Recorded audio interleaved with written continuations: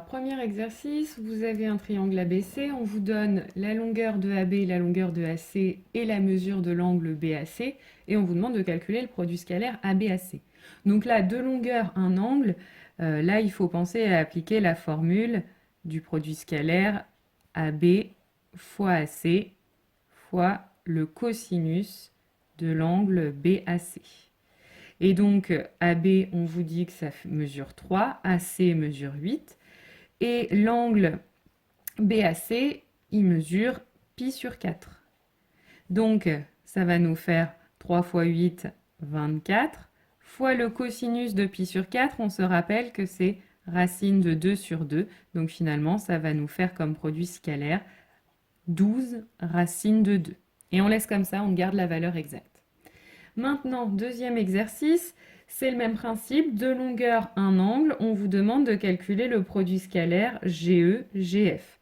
Donc encore une fois, deux longueurs, un angle, on utilise la formule GE fois GF fois le cosinus de l'angle en G, donc le cosinus de l'angle EGF.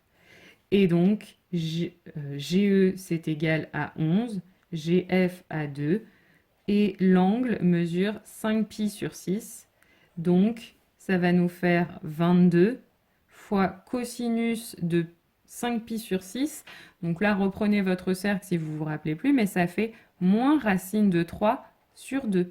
Donc, ça va nous faire moins 11 racine de 3. Encore une fois, on laisse comme ça, c'est la valeur exacte. Maintenant, exercice 52. Donc, on vous donne une figure avec des mesures. EF mesure 5, EH mesure 3, HG mesure 7. Et on vous demande de calculer trois produits scalaires. Alors, le premier, EF, EH. Donc, EF, EH sont ici. Donc là, on a seulement deux longueurs, pas d'angle.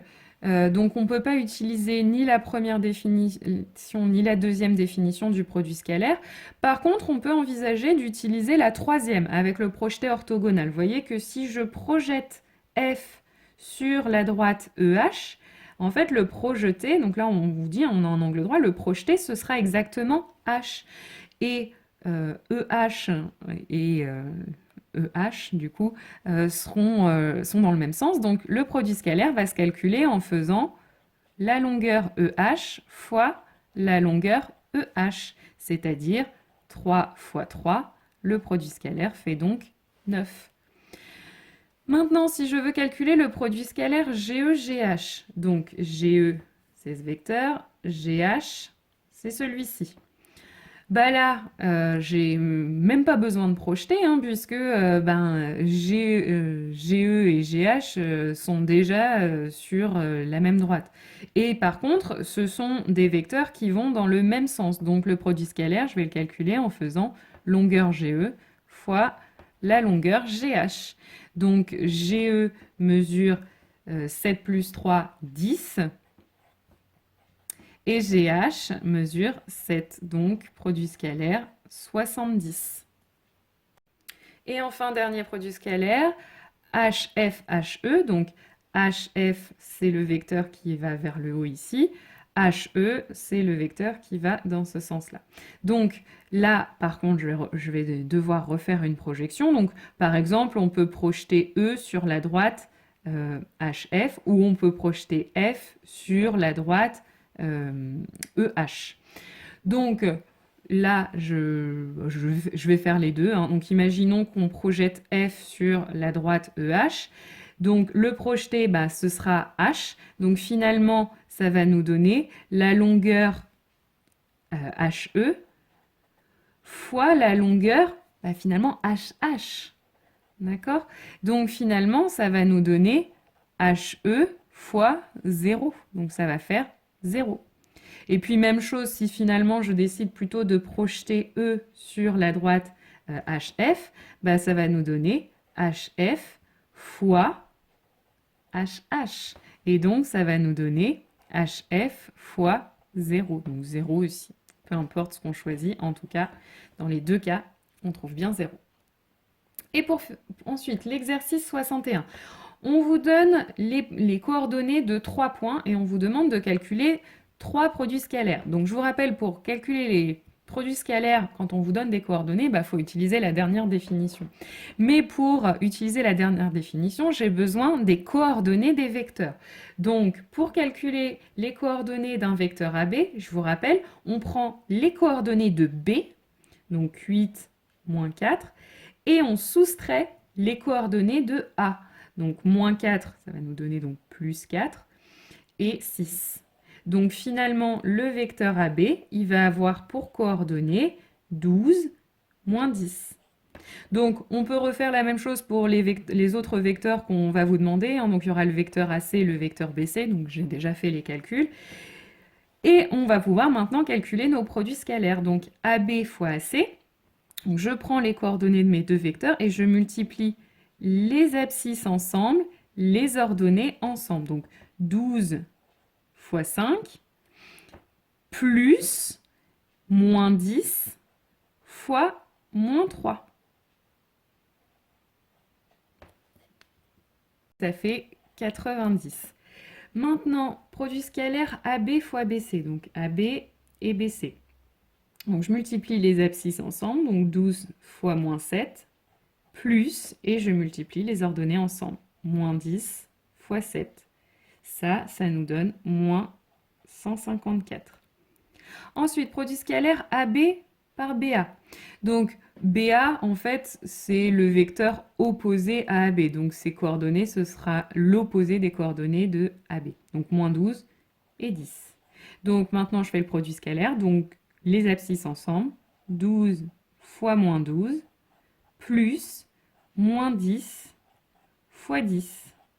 Et ça nous fait moins 244. Et enfin, le dernier, AC fois BC.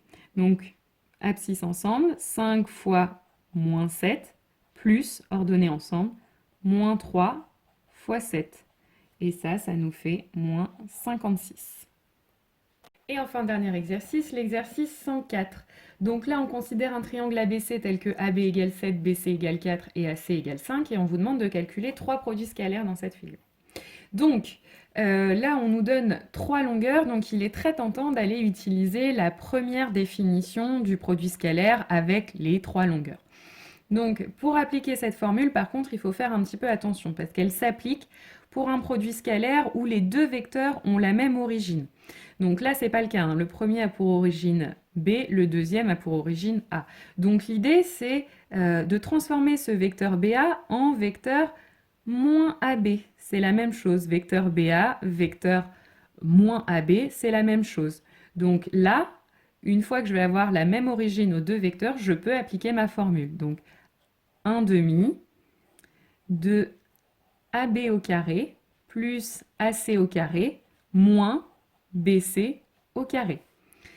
Donc là, ici, ça va nous faire moins 1 demi de 7 au carré plus 5 au carré moins 4 au carré. Et ça fait moins 29. Maintenant, deuxième produit scalaire, même chose. Mon AB, je vais le transformer en moins BA pour que ça ait la même origine que mon deuxième vecteur, BC. Et donc là, je peux appliquer moins 1 demi, alors de BA au carré plus BC au carré, moins la troisième longueur, celle qui me manque, c'est la longueur AC au carré. Et donc ça me fait moins 1 demi de 7 au carré plus 4 au carré moins 5 au carré, ce qui est égal à moins 20. Et enfin, pour terminer, le dernier, alors cette fois-ci c'est le deuxième vecteur qu'on va modifier. Donc je vais avoir CA plus moins CB. Et ça, c'est la même chose que moins CA, scalaire CB. Le moins, je le passe devant. Alors du coup, ça va nous donner moins 1 demi de CA au carré plus CB au carré moins la troisième longueur, c'est-à-dire AB au carré. Et donc ça va nous donner moins 1 demi de 5 au carré plus 4 au carré moins 7 au carré. Et ça nous donne 4. Alors, c'est vrai que je vous ai donné un petit peu rapidement cet exercice parce que le fait que quand on prend l'opposé du vecteur, ça, on peut calculer le produit scalaire et juste rajouter un signement devant, on ne l'avait pas encore vu dans le cours. Donc, j'ai été un peu trop rapide en vous donnant cet exercice. Donc, si vous n'avez pas réussi à le faire, c'est normal.